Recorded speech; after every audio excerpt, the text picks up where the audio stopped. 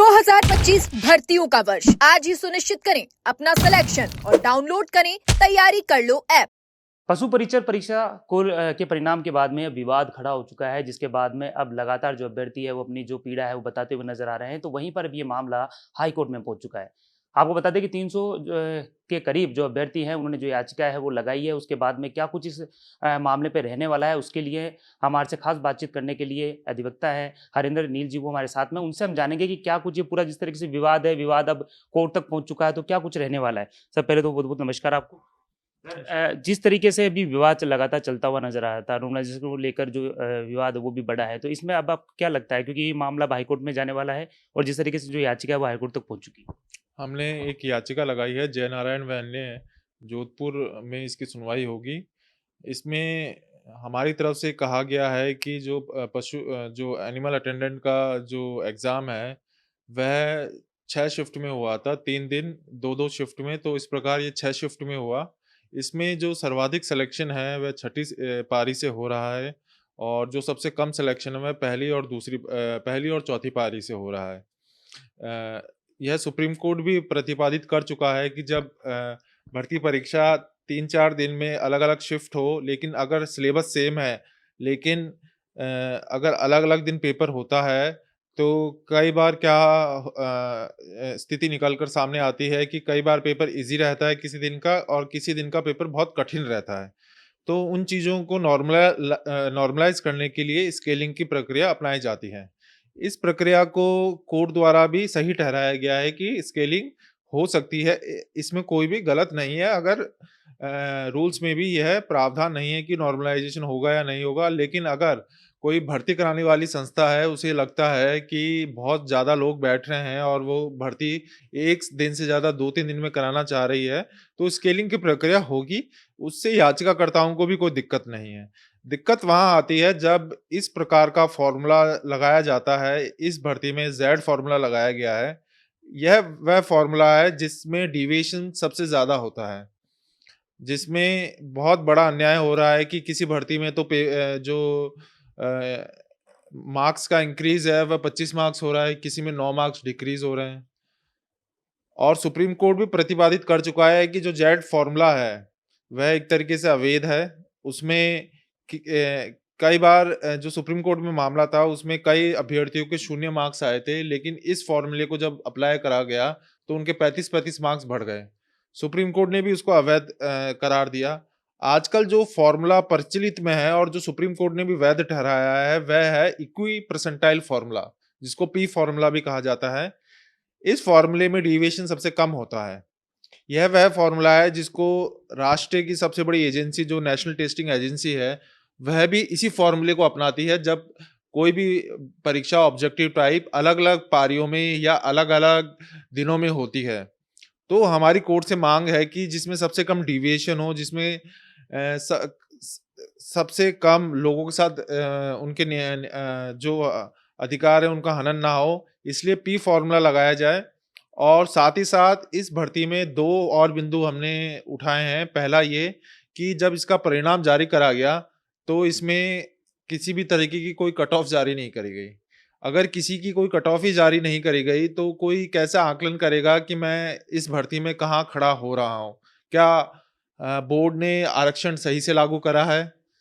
यह एक तरीके से जो ट्रांसपेरेंसी होती है, उसके मापदंडों के विपरीत जाता है। इसमें भी सुप्रीम कोर्ट के स्पष्ट आदेश हैं कि कट ऑफ जब भी डीवी के लिए बुलाया जाता है, तो कट ऑफ हमेशा जारी होनी चाहिए। तीसरी चीज़ हमारा यह है कि इसमें ना तो जो कैंडिडेट सेलेक्ट हुए हैं या जो याचिकाकर्ता हैं, किसी के भी इन्होंने स्कोर कार्ड जारी नहीं करे हैं। स्कोर कार्ड का जारी करने से भी स्थिति स्पष्ट नहीं हो पा रही है कि किसके कितने मार्क्स बढ़े हैं, कितने घटे हैं। मैं पहली बार देख रहा हूँ कि कभी भी कि जब भी डीवी का रिजल्ट जारी करा जाता है और बुलाया जाता है, तो स्कोर कार्ड और कट ऑफ हमेशा डिक्लेयर करी जाती है। तो स्केलिंग के साथ-साथ हमारे ये 2 और महत्वपूर्ण बिंदु हैं।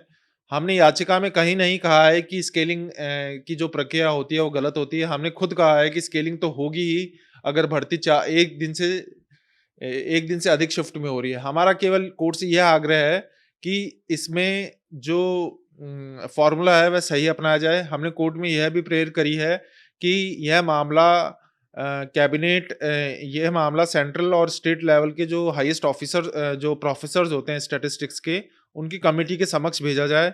वह जांच करे कि इस मामले में बेस्ट फॉर्मूला कौन-सा लग सकता है। और मैं आपको एक इंटरेस्टिंग बात बताता हूँ। एक रिसर्च पेपर आया था जिसमें जो स्टैटिस्टिक्स कमीशन है भारत सरकार का, उनके जो चेयरपर्सन हैं, उन्हें खुद ने माना है कि जो पी फॉर्मूला होता है, उसमें सबसे कम डेविएशन होती है और इन मामलों में वही फॉर्मूला यूज़ करा जाना चाहिए। ठीक है, अब दूसरी बात, अगर कर्मचारी चयन बोर्ड आयोग के जो अध्यक्ष हैं, उनका भी ये कहना है कि जो फ़ॉर्मूला जिस तरीके से लगा हुआ है, उसी फ़ॉर्मूले के हिसाब से सारा काम जो हुआ है। ऐसा माना जा सकता है कि जिस तरीके से वो अपनी बात बता रहे हैं, उसके बाद में अब जो खामियाँ सामने आई है, उसके बाद में अभी कोर्ट तक पहुँच चुका है मामला? हाँ, वो अपने मैंने जहाँ तक देखा है, वह अपने बयानों में खुद मान रहे हैं कि छठी पारी वालों के साथ अन्याय हुआ है, लेकिन वह अपनी कर्मिता पे अड़े हुए हैं कि अगर हमने फ़ॉर्मूला एक बार दर्शा दिया तो वही लगेगा। स्पष्ट है कि जो पहली और चौथी पारी, बाकी पारियों के साथ भी अन्याय हो रहा है, इनके साथ सबसे ज़्यादा अन्याय हो रहा है, तो उनके पास भी बहुत कानूनी उपाय हैं कि वह इस फ़ॉर्मूले को लागू कर सकते हैं, पी फ़ॉर्मूले को। लेकिन जो भी है, अब मुझे लगता है कोर्ट इसका फैसला करेगा और हमारी कोर्ट से यही दरख्वास्त है कि पी फॉर्मूला जो है उसी को ही लागू करा जाना चाहिए। बाकी राज्य जैसे महाराष्ट्र है, हरियाणा है, उत्तर प्रदेश है, हर जगह इक्वी परसेंटाइल फॉर्मूला ही लागू किया जाता है, जिसमें जो अभ्यर्थी हैं उनके किसी भी अभ्यर्थियों का कोई हित प्रभाव नहीं होता और इसमें सबसे कम इश्यू बनता है, क्योंकि किसी के भी मार्क्स इतने बड़े लेवल पे इंक्रीज या डिक्रीज नहीं होते और हर शिफ्ट का जो टॉपर होता है वो टॉपर ही रहेगा। इसमें काफ़ी अच्छा ये equi percentile formula supreme court ने भी सही ठहराया है। जिस तरीके से जो बिंदुओं की जो आपने बात करी, जो बिंदु आप रखने वाले हैं और जिस तरीके से जो खामियां सामने आई, तो ऐसा माना जा सकता है ये बिंदु कहीं ना कहीं उन अभ्यर्थियों के लिए जो मजबूत जो पक्ष है वो या तो होता हुआ नजर आएगा, ताकि जो लगातार वो संघर्ष कर रहे हैं। हाँ, मुझे लगता है, हाँ, जो अभ्यर्थी हैं उनकी संख्या 300 के करीब है और कोर्ट के समक्ष हम यह बिल्कुल रखेंगे कि इसमें 17 लाख लोगों ने आवेदन करा था। केवल किसी अभ्यर्थी का इसलिए चयन हो या ना हो कि वह छठी पारी में बैठा, ये केवल एक लक फैक्टर है। किसी भी भर्ती में चयन लक पे नहीं होना चाहिए, उसकी मेहनत पे होना चाहिए, उसके मार्क्स पे होना चाहिए। अगर उसके अच्छे मार्क्स हैं, तो एक अच्छे फ़ॉर्मूले से स्केलिंग होनी चाहिए, ना कि वह फ़ॉर्मूला जो कि अब किसी भी संस्था द्वारा प्रयोग में नहीं लिया जा सकता। जी, देखिए बिल्कुल, ये अधिवक्ता हरेंद्र नील जी हमारे साथ जुड़े हुए थे, जिन्होंने बताया कि ये जो पूरा मामला है अब हाईकोर्ट में पहुंच चुका है और जो मुख्य जो बिंदु है जिनमें कोई खामियां साफ तौर पर नजर आ रही है वो कोर्ट के सामने यहाँ पर पेश किए जाएंगे। फिलहाल माना जा सकता है कि लगातार जिस तरीके से ये पशु परीक्षा जो परीक्षा परिणाम आया था उसके बाद में जो विवाद लगातार फैलता हुआ नजर आया था और इसके साथ ही नॉर्मलाइजेशन को लेकर भी विवाद खड़ा हुआ था। ऐसे में अभी पूरा मामला हाईकोर्ट में पहुंच चुका है। अब देखने वाली बात होगी कि आगे आने वाले दिनों के अंदर हाईकोर्ट में क्या कुछ देखने को मिलता है। कैमरा पर्सन तेजपाल के साथ सतवीर सिंह राठौर, एजुकेशन नगरी।